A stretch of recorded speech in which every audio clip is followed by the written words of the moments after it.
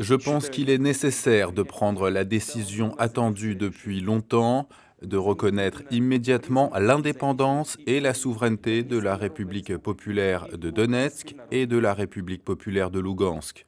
Je demande à l'Assemblée fédérale de la Fédération de Russie de soutenir cette décision, puis de ratifier les traités d'amitié et d'assistance mutuelle avec les deux républiques. 1h30 de discours et une décision prévisible donc.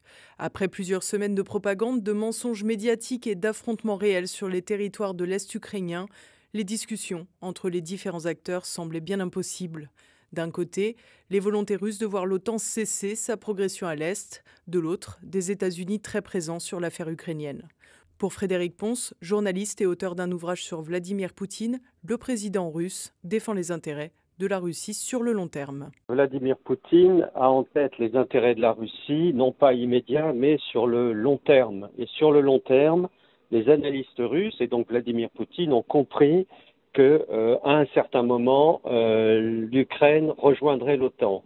Et l'Ukraine dans l'OTAN, ça veut dire des armes américaines. Ça veut dire une pression qui deviendra insoutenable à terme. C'était pas pour tout de suite, pas sur les premières années, mais leur analyse, c'était ça. Ils avaient déjà fait cette analyse en 2014 en s'emparant de la Crimée parce qu'ils estimaient que le processus qui était enclenché en 2014 allait conduire inexorablement l'arrivée de l'OTAN et des Américains en Ukraine et donc la perte de la Crimée, du port de Sébastopol qui pour eux est stratégique.